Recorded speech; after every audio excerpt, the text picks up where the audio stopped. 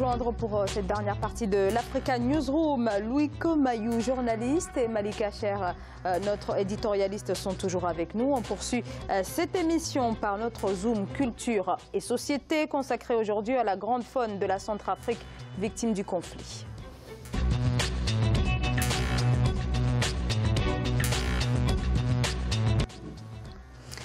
La réserve de Dzanga-Changa, à plus de 500 km de la capitale Bangui en Centrafrique. Cette réserve protégée abrite plus de 3000 éléphants forestiers, des gorilles, des chimpanzés et d'autres espèces sauvages et végétales. Mais ces animaux protégés sont en danger en raison de l'instabilité qui prévaut toujours dans ce pays. Voilà maintenant 4 ans. Birama Saunera. Afrique, le sanctuaire de la faune ressent les effets du conflit en cours. Au parc de Dzanga-Sanga de Bayanga, une ville située à plus de 500 km au sud-ouest de Bangui, la capitale, les éléphants s'abreuvent et jouent dans la boue. C'est une réserve protégée qui abrite 3400 éléphants forestiers ainsi que des gorilles et d'autres espèces sauvages et végétales. Pour aller voir les éléphants, nous allons regrouper les visiteurs au niveau du centre d'accueil touristique, donner les informations, faire les briefings, ce qu'on doit faire, ce qu'on ne doit pas faire avant de partir. Soit arriver au niveau du parking, faire les briefings de toutes les activités qu'on doit le faire avant de rentrer en forêt. Le parc de Dzanga-Sanga est classé patrimoine mondial de l'UNESCO. Il a attiré autrefois des touristes venus d'Afrique et d'ailleurs. Beaucoup de résidents de Bayanga exercent ainsi l'activité touristique pour subvenir à leurs besoins à travers le parc. Mais aujourd'hui, cette activité tourne au ralenti et les opportunités d'affaires se font rares dans la localité. La raison, la crise sécuritaire et politique que connaît ce pays depuis 2013. Je demande que les gens viennent nombreux visiter Bayanga parce que c'est une ville riche, vraiment riche. Il faut que les touristes viennent voir la faune et la savane de notre localité. J'invite aussi les habitants de Bayanga à changer leur comportement vis-à-vis des animaux pour encourager les touristes car cela nous permettra de tirer d'énormes profits de l'activité touristique. La ville de Bayanga possède également des plantations de café et une industrie forestière. Cependant, depuis le début du conflit politico-sécuritaire en 2013, l'activité économique n'est plus au rendez-vous dans cette localité. Selon les conservateurs du parc, les braconniers d'éléphants ont profité du conflit armé pour chasser les animaux dans les zones classées de la faune, une situation qui menace de plus en plus les animaux dans cette partie de la Centrafrique.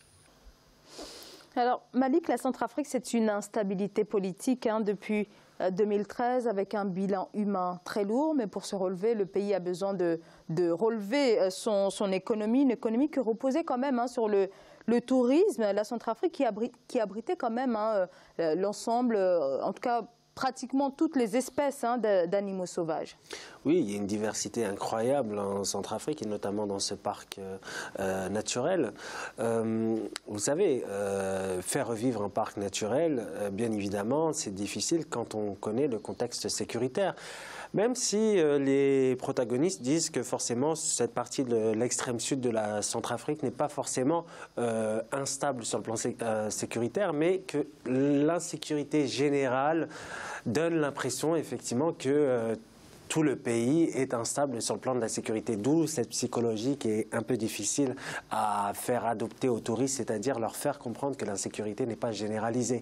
Mais force est de constater que pour permettre à une activité, c'est-à-dire de vivre comme le tourisme, ou permettre justement ces expéditions au sein de cette réserve naturelle, il faut un minimum de sécurité et un minimum d'infrastructure. Alors qui dit infrastructure, je ne parle pas de la bétonisation parce qu'on est sur des espaces naturels très complexes et très fragiles, donc il faut faire très attention. On n'est pas là en train de dire qu'on va créer une sorte de Disneyland, entre guillemets, dans ce parc-là, mais effectivement, il faut valoriser les atouts de la Centrafrique et permettre à cette réserve naturelle d'être connue ailleurs. Je pense qu'aussi il faudra miser sur le tourisme interafricain dans l'avenir, parce que nous avons une classe moyenne en Afrique qui est de plus en plus grande et qui est motivée et intéressée à visiter d'autres pays africains. Maintenant, très difficile effectivement de faire revivre une économie locale qui dépend de cette réserve naturelle, parce que si vous faites revenir les touristes, effectivement, il y a toute une chaîne qui se met en place, le commerce, l'artisanat revit. Donc c'est vrai que malheureusement, cette situation est tributaire de la sécurité. Alors, une réserve naturelle qui est tout de même fragilisée par le conflit, des braconniers armés selon plusieurs ONG à l'origine d'un déclin systématique. Est-ce que cette période d'instabilité qui prévaut en Centrafrique a amplifié le phénomène qu'est le braconnage? Ça l'a facilité, ça l'a indubitablement facilité parce que quand vous n'avez plus une administration qui est capable d'exercer convenablement son rôle en raison de la situation sécuritaire du pays, il est évident que cela ouvre la porte et même la fenêtre à tout type de pratiques illicites. Et c'est le cas pour la République centrafricaine. Et pour parler du tourisme, on est aujourd'hui on célèbre la Journée mondiale du tourisme. Et pour que le tourisme vive, il faut une valeur d'exemplarité. Il faudrait que les autorités centrafricaines elles-mêmes s'arrangent déjà à montrer l'exemple. C'est-à-dire, on a l'impression qu'il y a un pays utile et un pays inutile. Un pays où les autorités vont et un autre où elles ne vont pas parce qu'elles estiment que leur sécurité n'est pas garantie ou qu'il y a trop de désordre. Non, je pense qu'il est aujourd'hui important de donner le là et de donner le là par le sommet, que les autorités aillent visiter les différentes régions, promeuvent le tourisme, promeuvent les déplacements des populations, pas qu'à Bangui, mais qu'on apprenne à aimer son pays, à le découvrir, à découvrir ses différentes richesses. La force du tourisme d'un pays, c'est d'abord son tourisme intérieur.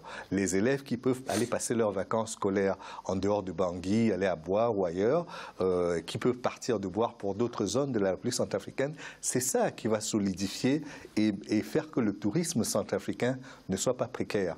Après, quand on a consolidé cette base-là, on peut s'ouvrir à la sous-région, on peut s'ouvrir à l'étranger. Mais on ne peut pas estimer que la même dépendance qu'on a eue pour nos produits de matières premières, comme le cacao, comme le pétrole et d'autres, qu'on doit le faire pour l'extérieur. On n'est pas fait pour être extraverti à perpétuité. On est fait pour vivre par nous-mêmes et c'est cela que les autorités centrafricaines aujourd'hui doivent savoir faire valoir. Les grandes puissances du tourisme, comme l'Espagne, comme la France, ne vivent que de cela. Ce n'est pas le fait qu'il y ait des étrangers qui arrivent en France qui renforcent le tourisme. D'ailleurs, il y a une politique qui fait que de moins en moins de gens viennent, ou du moins, il n'y a que ceux qui ont vraiment les moyens de venir qui arrivent. Donc, au niveau de nos pays, soyons modestes, soyons surtout pragmatiques, faisons que notre tourisme intérieur vive, et après, quand on l'aura consolidé, on pourra s'ouvrir à d'autres horizons, et ce ne sera que du bonus. Donc là, ça suppose que les autorités centrafricaines s'emparent de ce fléau qu'est le braconnage, puisque c'est cela qui faisait de la Centrafrique une véritable attraction. Je pense que la première chose qu'elle doit faire au niveau de ce pays-là, c'est de rassurer les gens et de leur donner de quoi vivre à la fois harmonieusement, en paix et en sécurité.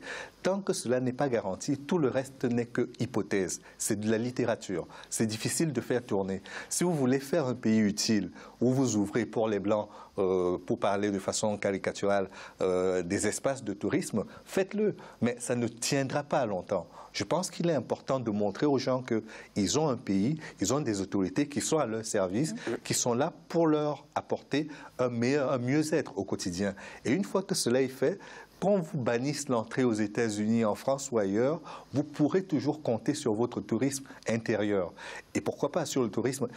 Toutes les espèces qui y sont, toute la nature qui est... Je vais prendre juste une petite fenêtre. Allez-y, je vous en prie. Pendant la guerre au Tchad, par exemple, les éléphants et d'autres espèces ont dû aller s'abriter dans d'autres pays, notamment au Cameroun, au Nigeria et en République centrafricaine. Quand la guerre est finie, ces espèces-là sont retournées de là où elles étaient parties. Elles n'ont pas besoin de visa pour le faire. Donc ne nous préoccupons pas d'elles, elles se préoccupent déjà suffisamment de leur situation. Et c'est pareil pour la nature. Quand les conditions sont créées pour qu'elle puisse s'épanouir, elle s'épanouit tout seul. Donc pensons aux hommes, mettons l'homme au cœur de cette stratégie et la nature suivra. Malik? Oui, d'où encore cette question de la sécurité qui revient devant et de la nécessité de stabiliser, même pour le tourisme intérieur. D'ailleurs, la sécurité est la pierre de tout développement. Et pour le tourisme, ce qui peut faire développer le tourisme, c'est justement la stabilité politique de ce pays. Vous parlez du braconnage et malheureusement, c'est un sujet qui nous attriste. il faut aussi donner des moyens aux gardes forestiers, parce que vous savez que pourquoi ces gardes-là ne peuvent rien contre le braconnage, c'est parce qu'ils n'ont pas forcément les moyens de lutter contre des bandes armées parfois, ou des milices, ou des réseaux criminels qui sont eux bien équipés, qui malheureusement traversent la frontière sans aucun problème, parce que nous sommes dans un environnement où les massifs sont forcément difficile d'accès, les territoires sont difficiles d'accès, nous sommes dans des territoires extrêmement boisés, donc il y a aussi cette notion de moyens qui doit être mise en place, donnée, je dirais, aux gardes forestiers pour permettre de sécuriser cette zone. Sinon, on aura toujours cette problématique-là. Et le risque, c'est malheureusement que ce patrimoine qui est inscrit à l'UNESCO ne le soit plus. Si on va vers cette détérioration des événements et je dirais, de l'environnement. Donc, priorité justement à la sécurisation du site avant d'envisager une politique touristique. Et quand vous envisagez une politique touristique, ça demande des moyens infrastructurels, ça demande un moyen de communication et ça demande un moyen de formation. Vous avez ce triptyque-là qu'il faut mettre en place parce qu'on ne peut pas du jour au lendemain devenir une nation touristique et ça a été rappelé ici. La Centrafrique ne peut pas du jour au lendemain devenir une puissance touristique. Donc parce qu'il faut mettre en place des éléments, formation, infrastructure et sécurité. Très bien, merci beaucoup. On arrive au terme de cette émission. Louis Comayou, merci d'avoir été avec nous. Merci de l'invitation. Ça a été un plaisir d'échanger avec vous sur ces différents sujets d'actualité africaine. L'Afrique nous passionne, on partage, donc c'est toujours un plaisir d'en parler. Donc je rappelle que vous êtes journaliste. Merci également à vous, Malik, pour toutes ces précisions. Merci Zahra. Je n'ai pas de meilleur mot qui vient d'être dit ici par notre invité. Donc bonsoir à tous. Merci à vous également de nous avoir suivis. À très bientôt dans l'Africa Newsroom.